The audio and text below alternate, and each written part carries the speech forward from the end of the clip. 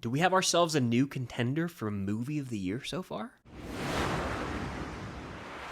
What's going on, guys? I'm Chris, and welcome back to another video. So today I've got my review of F1, the movie. I was able to see this early, so these are going to be my honest thoughts. Before I get into this, though, hit that like button, comment down below if you're going to see this movie or not, and if you've watched it as of watching this review, let me know what you think. And of course, subscribe and hit that notification bell to help reach my goal of 150,000 subscribers here on the channel. I mean, quite a bit. But I say we just dive in. So when it comes to F1, which I'm going to just refer to as F1, technically it is actually now called F1 the movie. I'm just going to call it F1. When it comes to this movie, it was one of my most anticipated coming into the year. It's directed by Joseph Kosinski. For those who don't know, he directed Top Gun Maverick, one of the best movies of the decade, and it stars Brad Pitt in the lead role as Sonny Hayes. You've also got Javier Bardem, Kerry, Condon, Damson Idris. Pretty stacked cast, and from all the marketing we saw, especially that first teaser trailer we got, it's about like a minute 30, it set the tone and set the stage for a movie that looked like it could be badass, and I'm very happy to report I think this movie's a winner. Starting with the pros, F1 is a movie that puts you in the driver's seat, literally. Much like when they filmed Top Gun Maverick, felt like the audience was thrown into the cockpit with, with Rooster, with Hangman, with Maverick.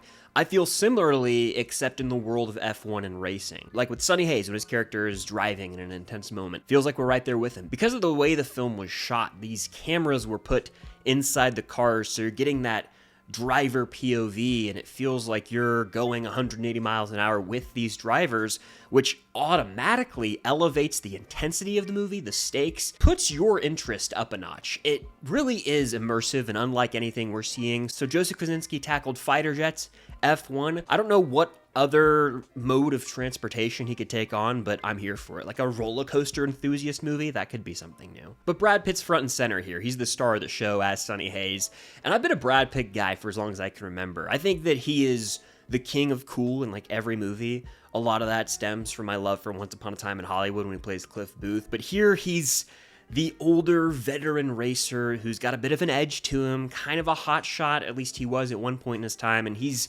basically like, hey, it's my way or the highway, and he can be reckless, he can be a bit of a hothead, so when he comes in and starts racing with Apex, and there's this rookie driver, the two of them and the generational divide causes for some butting of heads naturally, which plays into a, sports movie stereotype that we've seen where you've got, say, a rookie football player or whatever sport it may be, and the veteran, the established name, and they both kind of want to run the show or be the star. You've got some collision there internally, and that makes for some great conflict, but also development of characters, because to me, F1 is a movie that really does prioritize developing characters and allowing for you to root for them. That's a huge thing. There are character arcs, clearly. It's not just, hey, these are F1 drivers. The movie's all about the racing, screw the characters. There's an actual emphasis on letting the audience know who these people are via flashback, via compelling backstories, and there's even one moment in the movie where, it's F1 racing, you can kind of infer some danger is going to occur, and where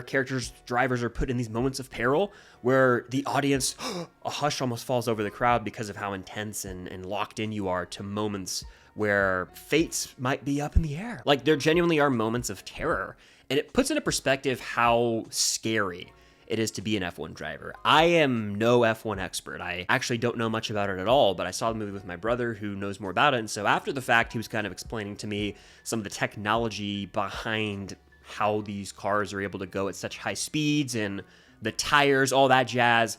And in retrospect, the movie tackled that really well to the point where it explains it to the audience, like someone like myself who doesn't know much about the F1 world, but it didn't dumb it down too much for the people who know a lot about it. So it was a healthy balance. The result was a movie that takes its time to explain the ins and outs of F1, the cars, the mechanics, how you can make certain turns, like how drivers basically make various decisions when they're out there on these, high-speed tracks. But at the same time, it's easily accessible to the common movie-going audience. It's not like you'll just be lost. Oh, how is that possible? They take their time to explain everything. So this film lays the groundwork really well. It's filled with characters who you can get behind and root for. Sure, they kind of play into some cliches in the sports movie genre, but what sports movie doesn't have cliches? But above all else, this movie sells you on racing. It is the action of the film. Like, the races themselves are action set pieces, essentially, and I found myself so invested in this story. There are underdog elements to it, and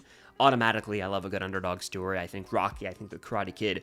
F1, you can kind of add to the list of movies where you're rooting for someone to overcome adversity in a field where, hey, this guy might be old, he might be on the way out, or washed, you could say, but you're rooting for him to make his way back up the ranks. And automatically, that's going to add that inherent level of interest because human nature is to root for the underdog. Also, I gotta mention, Hans Zimmer composed the film. I didn't know that going in.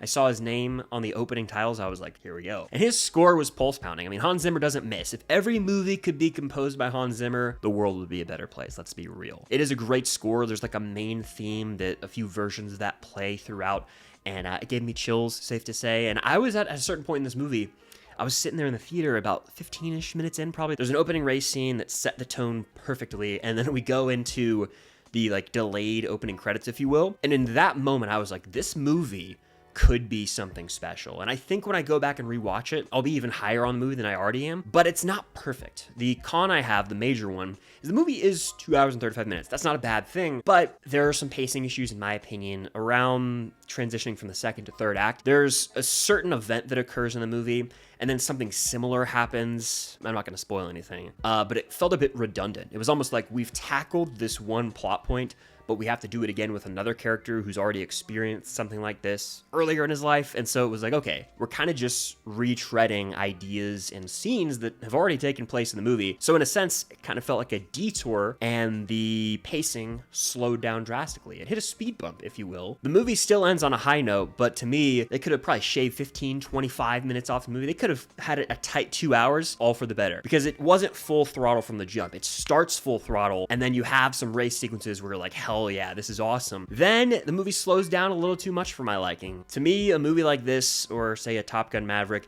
needs to have that, foot on the gas, full throttle pacing. And this one just lost a bit of steam for me heading into the third act. It takes a bit too long, bit too much of a detour with two plots in particular, like a relationship between two characters, and then revisiting some past trauma with another. And it was like, okay, we can get back to the action now. I'm all for developing characters, but you could have done this in a more succinct manner. And so that was my only thing, is I kind of did feel the runtime. I wish they would have chopped a couple scenes down. But other than that, I was invested. This is a thrilling movie. It's exhilarating, you could say, and it's one that I do think needs to be seen on the big screen. I was really hoping I could say this is a 5 out of 5. There still hasn't been a perfect 5 out of 5 movie in this 2025 calendar year for me, but I know we're going to get one eventually. I would give this a strong 4.25 out of 5. It's in my top 5 favorite movies of the year. I just can't say that it is a perfect movie, and damn did I want to, especially following up Top Gun Maverick for Joseph Kosinski. And as much as I love Brad Pitt, I mean, I would still see this movie again. I'm hoping to go see this in IMAX. My early screening was not in IMAX. I want to experience this thing in IMAX and really be thrown into this world. I think that could actually enhance the movie by a bit, and we could get up to that 4.5 out of 5, that 9 out of 10 territory, absolutely. So it's safe to say F1 delivered. If you're an F1 fan, which I'm not, you'll probably be even more invested in this world, but it gave the audience a glimpse into this racing world and how insane it is, truly. Defying physics at times. I don't understand how anyone could feel safe in one of these cars, ever. The race sequences themselves play out like action scenes. It's got the big blockbuster crowd pleaser feel to it, and I think this is a movie that's going to be a hit with audiences. You're just going to have a fun time. It's a sports story, so you're rooting for the underdog, and Brad Pitt's got so much natural charisma as Sonny Hayes. It's hard to not like this movie a lot. It's a strong 8 out of 10 for me, and a movie that I see myself going back to over the years and just liking more with each viewing. So it's safe to say F1 is a winner, and I highly recommend checking this one out in theaters. But those are just my honest thoughts on F1, the movie. Let me know yours in the comments down below, as well as if you plan to see this movie or not in theaters, and of course, subscribe and hit that notification bell. But thank you guys, as always, for watching. Be on the lookout for a couple more reviews coming this week. 28 years later and Pixar's Elio. But thank you guys, as always, for watching, and until next time, see you guys later.